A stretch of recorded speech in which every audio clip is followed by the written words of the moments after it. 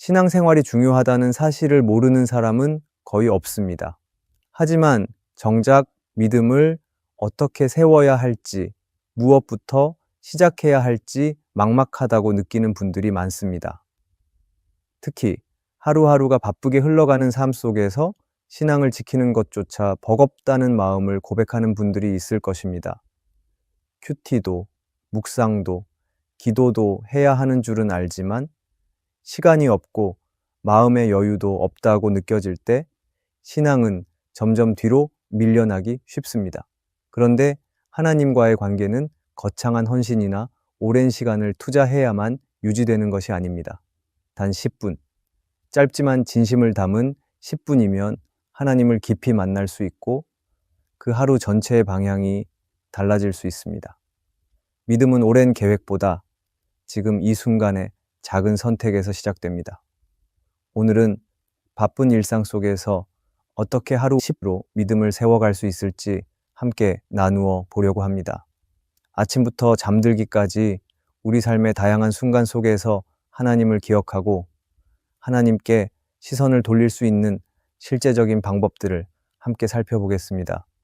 단순하지만 강력한 이 10분의 실천이 여러분의 신앙을 다시 일으키는 출발점이 되기를 바랍니다. 첫째, 아침에 눈을 뜨며 감사기도로 시작하세요. 아침에 눈을 뜨는 순간 우리는 하루를 어떻게 살아갈지 선택하게 됩니다. 바쁜 일정이 떠오르고 해야 할 일들이 머릿속을 채우기 시작할 수 있습니다. 그런데 바로 그때 하나님께 아주 짧게 감사의 기도를 드리는 것으로 하루를 시작해 보십시오. 하나님, 오늘도 눈을 뜨게 해주셔서 감사합니다. 이 한마디가 하나님과의 하루를 여는 문이 됩니다. 하나님은 우리가 장황한 말보다 진실한 고백을 드리기를 원하십니다. 감사는 하나님을 향한 시선을 회복하게 해주고 하루 전체의 분위기를 바꾸어 줍니다. 감사의 기도로 시작한 하루는 그 어떤 일보다 먼저 하나님을 마음의 중심에 모시는 시간이 됩니다. 기도는 상황을 바꾸는 능력이 있지만 그보다 먼저 우리 마음의 자세를 바꾸는 힘이 있습니다. 아침에 10분이 짧아 보여도 그 시간이 하나님과 함께 걷는 하루의 출발점이 됩니다. 하루를 내 마음대로 시작하지 않고 하나님께 감사로 시작하는 작은 습관이 쌓이면 우리의 믿음은 조금씩 자라나게 됩니다. 혹시 아침마다 피곤함과 무기력함 속에서 하루를 시작하고 계신가요? 그렇다면 내 감정이 아닌 감사로 하루를 열어보시기 바랍니다. 하나님, 오늘도 살아있게 하심에 감사합니다. 이 짧은 기도가 영혼을 깨우는 가장 강력한 첫걸음이 될 수 있습니다.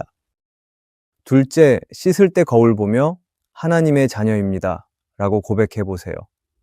하루를 시작하며 세수를 하거나 거울 앞에 설 때 누구나 가장 먼저 마주하는 것은 나 자신입니다. 그런데 우리는 종종 거울 속에 나를 있는 그대로 받아들이기보다 부족한 점만 바라보고 실망하기도 합니다. 외모, 나이, 피곤한 얼굴을 보며 그것이 나의 정체성이 아님에도 우리는 자꾸 내가 어떤 사람인가를 겉모습으로 판단하려 합니다. 하지만 믿음의 사람은 매일 아침 자신에게 진리를 선포할 수 있어야 합니다. 나는 하나님의 자녀입니다. 이 한 문장을 하루의 시작에 거울 앞에서 자신에게 고백해 보십시오. 이 10분의 시간이 단순한 준비 시간이 아니라 정체성을 다시 세우는 귀한 시간이 될 수 있습니다. 성경은 우리가 하나님의 형상대로 지음받았다고 말합니다. 또 요한복음에서는 영접하는 자, 곧 그 이름을 믿는 자들에게는 하나님의 자녀가 되는 권세를 주셨다고 말씀하셨습니다. 내가 누구인지 헷갈릴 때마다 하나님께 속한 존재라는 진리를 다시 선포하는 것이 믿음을 붙잡는 방법입니다. 이 짧은 고백은 단지 마음을 다잡는 긍정의 말이 아닙니다. 영적인 현실을 바라보게 만드는 선언입니다. 세상이 나를 어떻게 보든 오늘 하루 어떤 일들이 일어나든 나는 하나님의 자녀입니다. 이 사실을 아침마다 선포하면 하루의 시작이 흔들림 없이 단단해집니다. 거울 앞에서 스스로에게 말해 보십시오. 나는 하나님의 자녀입니다. 하나님이 나와 함께 하십니다. 단 10분의 준비 시간 속에 이 고백을 담는다면 하루는 더 이상 불안의 연장이 아니라 하나님께 속한 사람으로 살아가는 시작이 될 것입니다. 셋째, 출근 또는 이동을 하면서는 말씀 한 구절을 붙드세요. 출근길이나 이동 중의 시간은 종종 아무 생각 없이 흘러가기 쉽습니다. 스마트폰을 보거나 그냥 멍하니 창밖을 바라보며 하루의 긴장을 준비하는 시간이 되고는 합니다.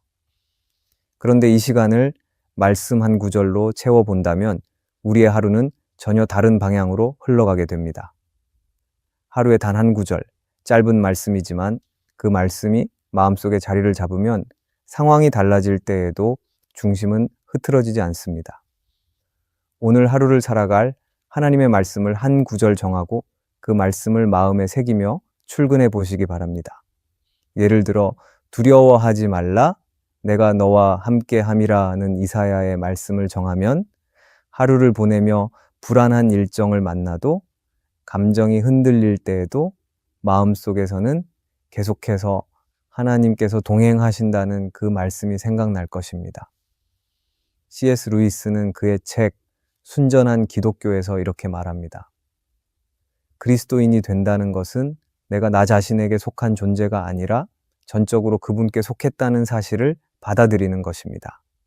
우리는 출근길마다 마음을 세상에 빼앗기기 쉽지만 말씀 한 구절은 나는 누구에게 속했는가를 다시 기억하게 해줍니다. 우리가 하루의 분주함이 시작되기 전에 말씀으로 하루의 방향을 먼저 정하기 바랍니다. 하나님은 말씀으로 세상을 창조하셨고 지금도 말씀으로 우리의 삶을 인도하십니다. 집을 나서며 말씀 하나를 가슴에 품고 출발하기 바랍니다. 그 하루는 더 이상 혼자의 길이 아니라 말씀을 따라가는 믿음의 길이 될 것입니다.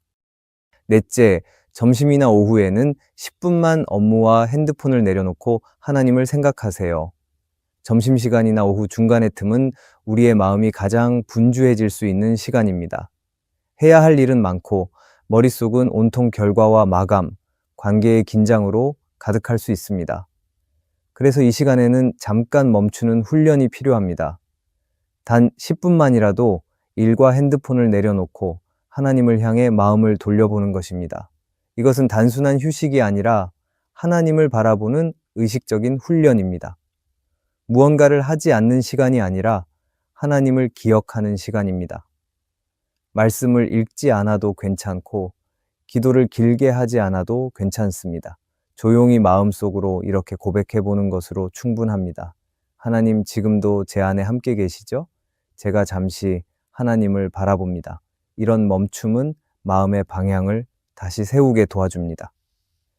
지금 내가 어디를 바라보고 있었는지, 무엇에 몰두하고 있었는지 돌아보게 되고 다시 하나님께 시선을 고정하게 됩니다. 세상은 끊임없이 속도를 요구하지만 하나님은 멈춰서 나를 바라보기를 원하십니다. 단 10분이지만 이 시간은 영혼을 살리는 시간이 될 수 있습니다. 생각을 정리하고 마음을 고요하게 하며 하나님이 함께 하신다는 사실을 다시 확인하게 됩니다. 바쁜 오후 한가운데에서도 우리가 하나님을 기억하고 잠시 멈출 수 있다면 그것이 바로 믿음의 실천이 됩니다. 핸드폰을 내려놓고 하나님께 마음을 여는 10분, 이 조용한 훈련이 하루를 다르게 만들고 결국 우리의 믿음을 자라나게 할 것입니다. 세상의 흐름을 따라가지 않고 하나님을 기억하는 이 시간 속에서 우리는 다시 본질을 붙잡게 될 것입니다. 5, 저녁이나 퇴근길에는 한 사람을 위한 중보기도를 하세요. 오후가 되면 몸도 마음도 지치기 시작합니다. 집중력은 떨어지고 마음속에는 다양한 감정들이 스치고 지나갑니다. 이때 우리는 그 흐려진 틈 사이로 내가 아니라 다른 사람을 떠올릴 수 있어야 합니다.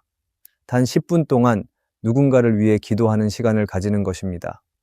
하루에 한 사람만 떠올려도 충분합니다. 가족, 친구, 동료, 교회 사람 등 마음에 떠오르는 누군가를 위해 짧게 기도해 보기 바랍니다. 하나님, 오늘 그 사람의 삶에 평안을 주시고 주님의 손길로 함께 해주세요. 아주 짧고 단순한 기도지만 하나님은 그 기도를 들으시고 역사하십니다. 중보기도는 하나님과 나의 관계를 넘어서 하나님과 이웃을 연결하는 다리가 됩니다. 우리는 바쁠수록 내게만 집중하기 쉬운데 중보기도는 시선을 바깥으로 돌리게 하고 사랑을 훈련하게 만듭니다. 내 기도가 누군가에게 위로와 응답이 될 수 있다는 믿음으로 기도하는 것, 그것이 중보기도의 힘입니다. 예수님도 늘 다른 사람을 위해 기도하셨습니다.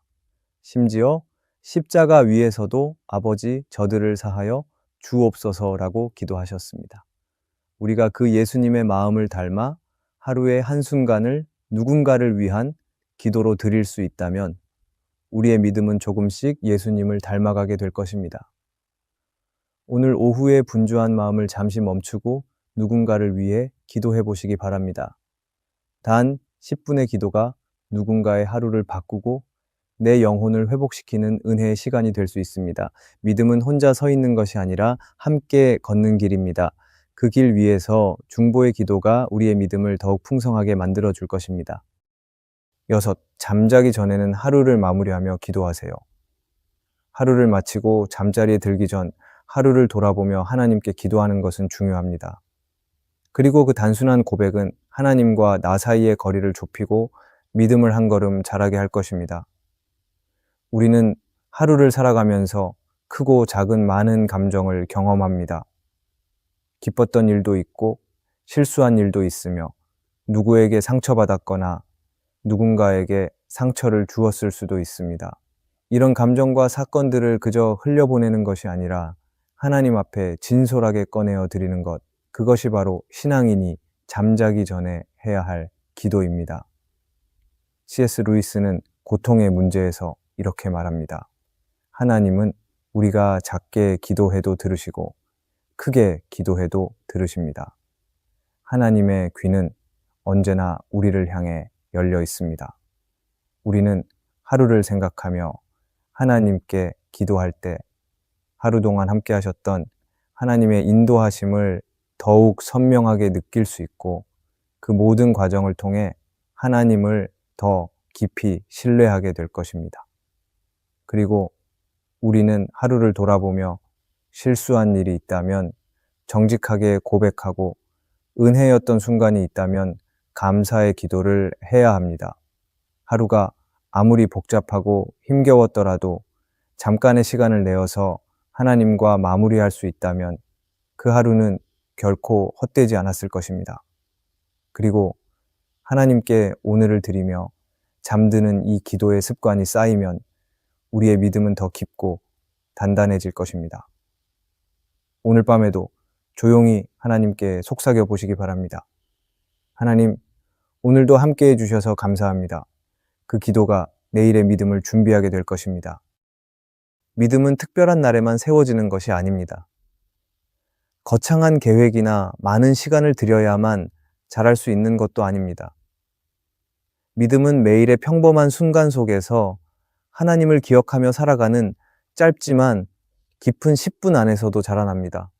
사탄은 우리가 바쁘다는 이유로 하나님을 놓치게 하려 하지만 하나님은 우리에게 아주 작고 조용한 10분의 시간을 통해 놀라운 역사를 이루기 원하십니다. 중요한 것은 얼마나 오래가 아니라 얼마나 진심으로 하나님께 시선을 두느냐입니다. 여러분의 하루 안에 하나님을 향한 10분의 자리를 만들어 보시기 바랍니다. 그 자리가 은혜의 통로가 되고 그 시간이 여러분의 믿음을 다시 세워줄 것입니다. 그리고 그 10분은 결국 우리의 삶 전체를 바꾸는 시작이 될 것입니다. 오늘의 말씀이 은혜가 되셨다면 댓글에 아멘이라고 적어주시면 감사하겠습니다. 여러분들이 남겨주시는 댓글은 정말 큰 힘이 됩니다. 그리고 여러분들이 눌러주시는 좋아요와 구독도 큰 힘이 됩니다. 오늘도 함께 해주셔서 감사합니다. 기도하겠습니다. 하나님, 우리의 하루가 하나님으로 시작되고 하나님으로 마무리되기를 바랍니다. 하루 10분의 시간을 통해 주님을 바라보게 하시고 그 시간이 우리의 믿음을 세우게 하여 주시옵소서. 예수님의 이름으로 기도합니다. 아멘.